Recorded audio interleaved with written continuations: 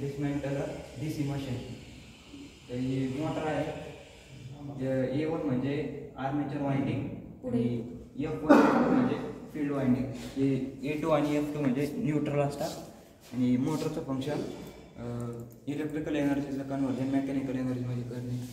हे जे आहे हे कपलिंग आहे. आणि जनरेटरचं फंक्शन मेकॅनिकल एनर्जीचं कन्व्हर्जन इलेक्ट्रिकल एनर्जीमध्ये करणे. त्याच्यानंतर आपल्याला 3 लाईट भेटतात RYB.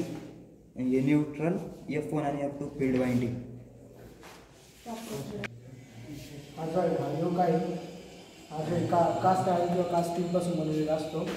त्यानंतर ही ज्या आहेत फेज वायरिंग आहेत जे RY आणि B. त्यानंतर ही न्यूट्रल आहे. आणि हे जे कार्बन ब्रश आहेत जे कम्युटेटरपासून आलेले इलेक्ट्रिक पॉवरला कलेक्ट करून आउटर लोडला ट्रान्सफर करतात. आणि हे जे खाली जे आहे कम्युटेटर आहे. आणि कम्युटेटरचं फंक्शन आहे जेव्हा मोटर इलेक्ट्रिसिटी जनरेट करते तर ती कार्बन ब्रशपर्यंत ट्रान्सफर करते. ही मोटर आहे, ही अल्टरनेटर आहे. इलेक्ट्रिकल एनर्जीचं कन्व्हर्जन मेकॅनिकल एनर्जीमध्ये करायचं म्हणून हे कपलिंग केलेलं आहे. Electrical energy